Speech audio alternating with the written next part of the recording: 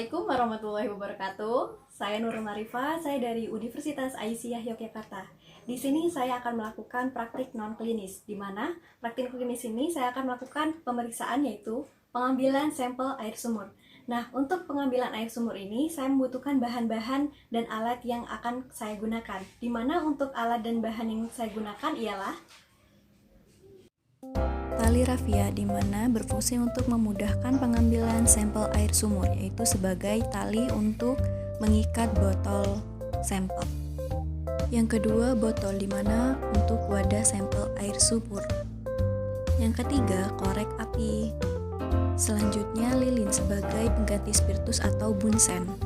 Kemudian terdapat plastik dan karet gelang. Terdapat kertas kayu. Dan yang terakhir, gelas beker untuk pemeriksaan makroskopis. Halo, di sini saya sudah berada di sumur yang dimana saya akan mengambil sampel dari sumur ini. Nah, sebelum melakukan pengambilan sampel air sumur, kita harus menggunakan APD terlebih dahulu. Dimana untuk APD-nya sendiri terdapat jas lab,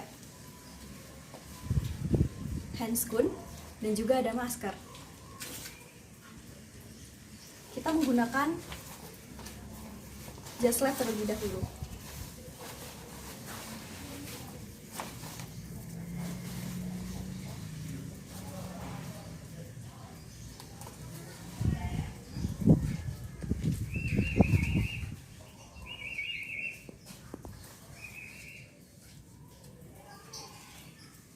Kemudian kita menggunakan handscoon.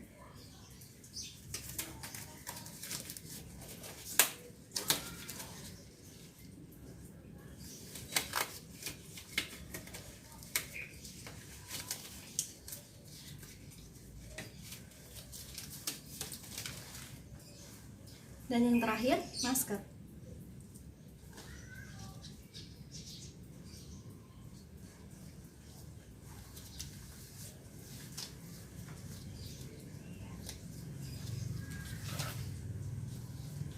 Sekarang saya sudah siap untuk melakukan pengambilan sampel air sumur. Nah, di mana di sini saya sudah menyiapkan botol untuk wadah sampel yang sudah saya ikat dengan tali rafia untuk mempermudah pengambilan air di dalam sumur. Sebelum itu, kita harus mensterilisasi bagian mulut dari botol tersebut. Kenapa? Agar terbebas dari kontaminasi dan juga yang lainnya.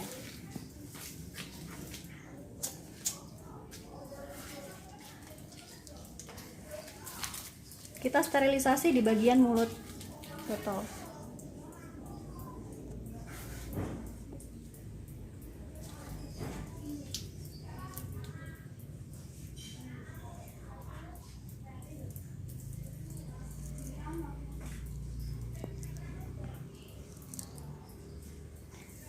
Baik, saya kira sudah cukup.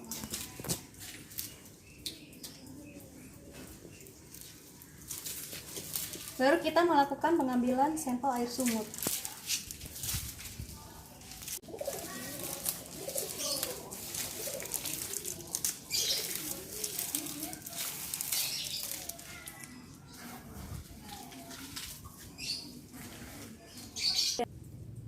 Pastikan botol sampel sudah terisi oleh sampel air sumur.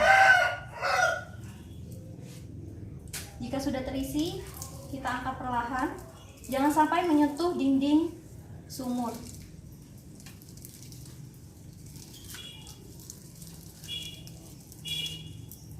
Baik, di sini sudah saya dapatkan sampel air sumur.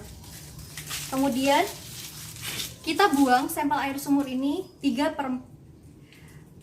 Kemudian kita buang air sumur ini untuk 3/4 botol saja. Jadi tidak memenuhi sampai ke mulut botol.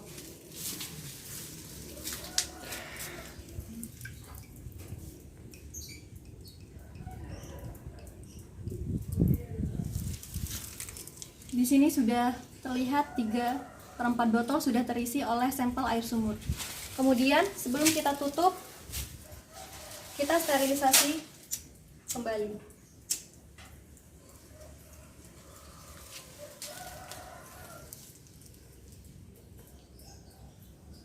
Sterilisasi bagian mulut botol.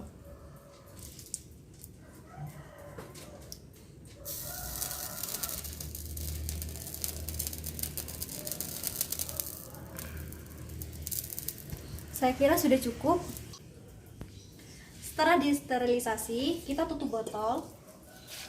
Di sini saya menggunakan plastik berwarna hitam dan juga ada karet.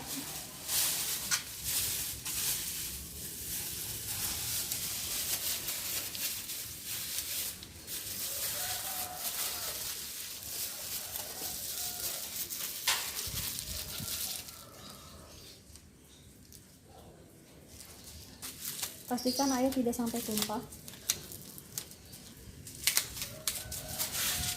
Kemudian saya menggunakan kertas kayu untuk menutupi bagian dari botol. Di sini saya akan melepaskan tali rafia terlebih dahulu.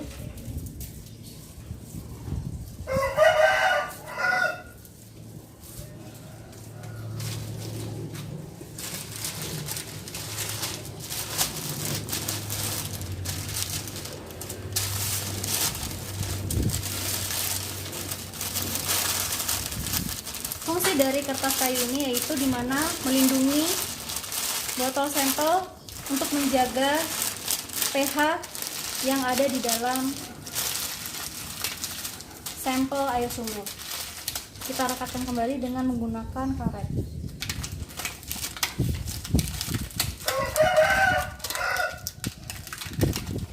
Setelah selesai, tidak lupa dimana saya setelah menyiapkan label untuk memberikan identitas terhadap sampel air sumur ini.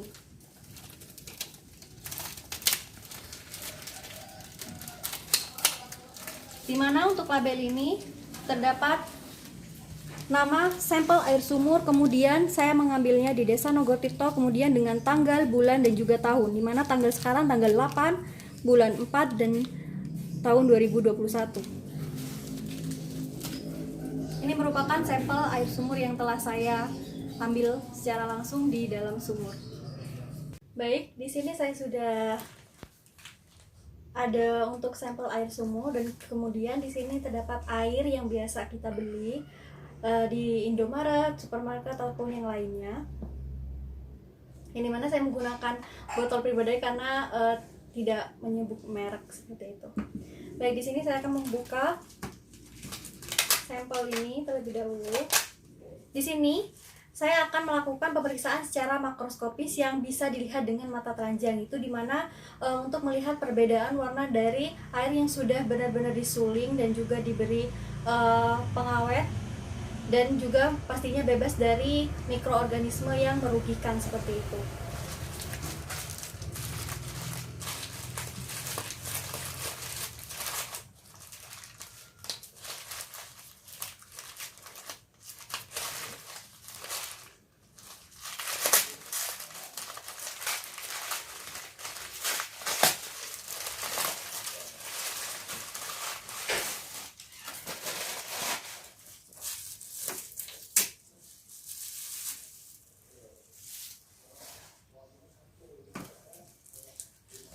Baik, di sini saya akan menuangnya ke dalam gelas beker.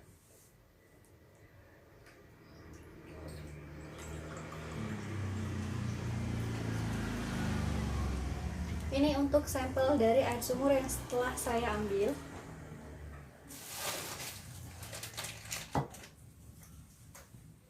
Kemudian di sini saya akan menuangkan air yang telah saya tuang ke dalam botol pribadi.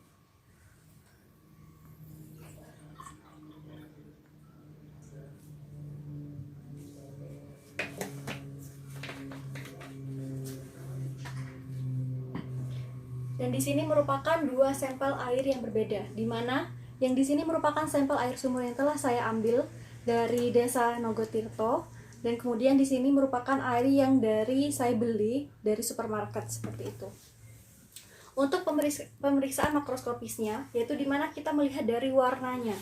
Nah, untuk dari warna sendiri bisa dilihat untuk warnanya tidak jauh beda dengan air yang telah saya beli dari supermarket seperti itu. Nah, untuk baunya